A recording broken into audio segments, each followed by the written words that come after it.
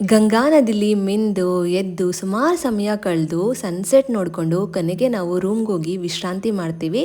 Next day ನಾವು ಬೆಳಗ್ಗೆ ಬೇಗ ಎದ್ದು ನಮ್ಮ ಜರ್ನಿ ರುದ್ರಪ್ರಯಾಗ್ ಕಡೆಗೆ ಶುರುವಾಗುತ್ತೆ. ರುದ್ರಪ್ರಯಾಗ್ ಹೋಗೋ ರೂಟು ತುಂಬ ಬ್ಯೂಟಿಫುಲ್ ಆಗಿದೆ. ಸುತ್ತಲೂ ಬೆಟ್ಟ, ಗುಡ್ಡ, ನದಿ ಇದೇ ಕಾಣಿಸುತ್ತೆ. ಸೊ ಕೊನೆಗೂ ನಾವು ರುದ್ರಪ್ರಯಾಗ್ ಹೋಗಿ ತಲುಪ್ತೀವಿ. ರುದ್ರಪ್ರಯಾಗಲ್ಲಿ ಭಾಗೀರಥಿ ಮತ್ತು ಅಲಕಾನಂದ ನದಿ ಸಂಗಮ ಆಗುತ್ತೆ ಮತ್ತು ಅಲ್ಲಿಂದ ಗಂಗಾ ನದಿಯ ಉಗಮ ಆಗುತ್ತೆ ಅಂತ ಹೇಳ್ತಾರೆ. ಇಲ್ಲಿ ಸುಮಾರು ಹೊತ್ತು ನಾವು ಟೈಮ್ನ ಕಳೆದ್ವಿ.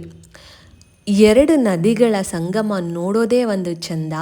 ಇಲ್ಲಿ ಸುಮಾರು ಹೊತ್ತು ಸಮಯ ಕಳೆದಾದ್ಮೇಲೆ ನಾವು ದಾರಿದೇವಿ ಮಂದಿರ ಕಡೆಗೆ ನಮ್ಮ ಪ್ರಯಾಣ ಶುರುವಾಗುತ್ತೆ. ದಾರಿದೇವಿ ದೇವಸ್ಥಾನ ಅಲ್ಕಾನಂದಿ ನದಿಯ ಮಧ್ಯಭಾಗದಲ್ಲಿ ಒಂದು ಬಂಡೆ ಮೇಲೆ ಇದೆ. ಇದು ತುಂಬ ದೊಡ್ಡ ದೇವಸ್ಥಾನ. ನೀರಿನ ಮೇಲೆ ತೇಲ್ತಿದೆಯೇನೋ ಅನ್ನೋ ಥರ ಕಾಣಿಸುತ್ತೆ. ಇಲ್ಲಿರೋ ತಾಯಿನ ಇಲ್ಲಿನ ಜನ ಕಾಳಿದೇವಿ ಸ್ವರೂಪ ಅಂತಲೂ ಸಹ ಕರೀತಾರೆ.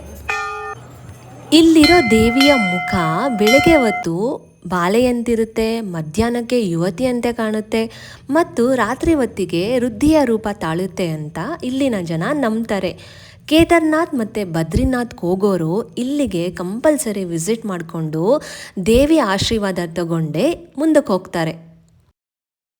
ಇಲ್ಲಿ ಮುಗಿಸ್ಕೊಂಡು ನಾವು ನಮ್ಮ ಜರ್ನಿ ಸೀತಾಪುರ್ ಕಡೆಗೆ ಸ್ಟಾರ್ಟ್ ಆಯಿತು. ಸೀತಾಪುರಲ್ಲಿ ಹೋಗಿ ಹಾಲ್ಟಾಗಿ ಲೋಕಲ್ ಶಾಪಿಂಗ್ ಮಾಡಿ ಅಲ್ಲಿ ಮಲ್ಕೊಂಡಿದ್ದು ಅಷ್ಟೆ.